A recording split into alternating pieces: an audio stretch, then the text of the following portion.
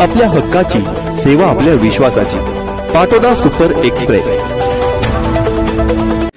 नमस्कार मित्रांनो, आज आपण आलो आहोत पाटोदा शहरातील एक आगळ्या वेगळ्या कंपनीमध्ये की जिथे इथे खेळाडू घडले जातात.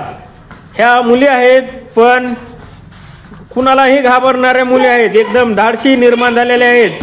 कारण की ह्यांचे प्रशिक्षक कंकरसिंग भाई टाक हे अतिशय आपल्या लहान मुलांप्रमाणे ह्यांना सांभाळतात आणि धडे देतात.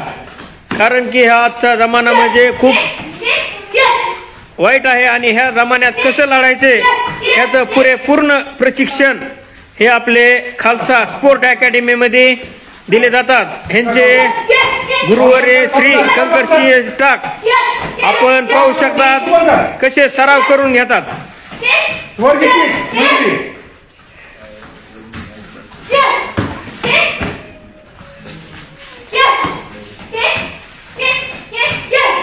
स्पर्धेमध्ये विजेता ठरलेली नंदिनी देशमाने हिचे आपण प्रतिक्रिया ऐकून घेऊ.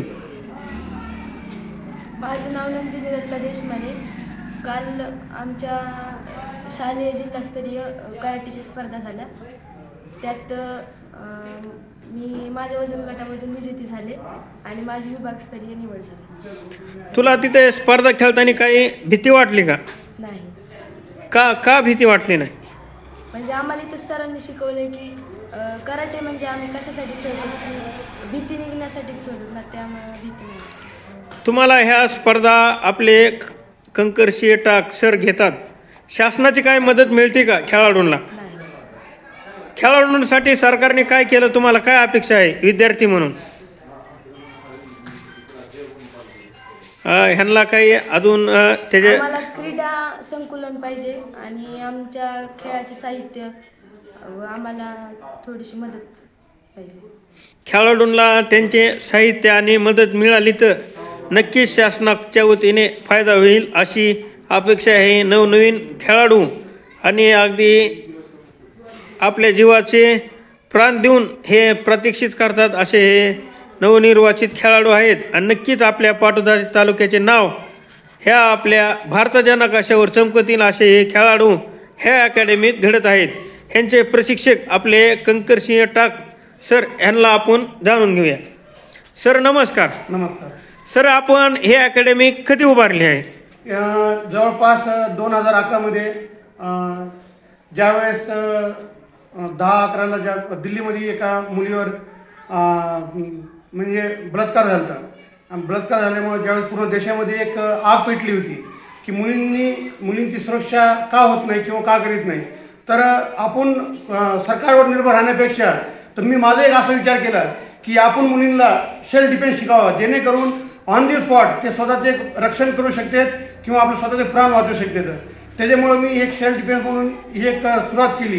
पण सुरुवात करता करता मला या पाटोदा तालुक्यातून मी पहिला तर मी धन्यवाद करेन त्या पालकांचा, ज्यांनी माझ्यावर विश्वास करून माझ्यापर्यंत खालसा स्पोर्ट अकॅडमीला त्यांनी त्या मुलींचे ॲडमिशन केले. आजपर्यंत जवळपास तालुक्यातून 10,000 त्या मुलीपर्यंत आपण शाळेमध्ये शिकून त्यांना सेल्फ डिफेन्सची ट्रेनिंग दिली आहे. आणि वैयक्तिक एक खालसा स्पोर्ट अकॅडमीमध्ये जिथं आपण एक राहण्यासाठी एक जागा घेतली होती. तर जागा नसल्यामुळं मी त्याच जागेमध्ये एक हॉल उभा केला आहे पत्र्याचा शेड मारून, जेणेकरून मुलींना डिस्टर्ब होणार नाही आणि मुलींना चांगल्या पद्धतीने आपण सेल्फ डिफेन्स प्रशिक्षण देऊ शकतो. पण कालांतराने गव्हर्नमेंटने पण ह्या खेळासाठी 5% आरक्षण दिलं आहे. म्हणजे ह्यो गेम शाळेमध्ये पण आहे की जास्तीत जास्त मुलींनी सहभाग घेण्यात यावा म्हणून. तर आपण त्यांना शालेय कराटे पण शिकू शकतो. तर मी पालकांचा धन्यवाद करतो की त्यांनी इथपर्यंत मुली पाठवल्यात.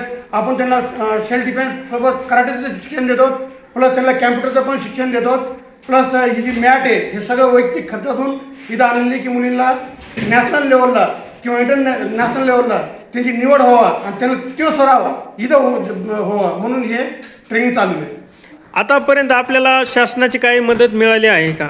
शासनाची मदत कोणती मिळालेली नाही आहे. पण शासनाची मदत मिळावी ह्यासाठी आपण सुरुवात नव्हती केली. हे वैयक्तिक एक सेवा म्हणून की आपलं काहीतरी देणे समाजाला. जर आपण त्यांच्या मदतीची वाट पाहत राहिलो तर आपल्याला शिक्षण देता येणार नाही. म्हणजे मी वाट पाहिली पण नाही आणि मदत आपल्याला भेटली पण नाही. धन्यवाद सर, आपण खूप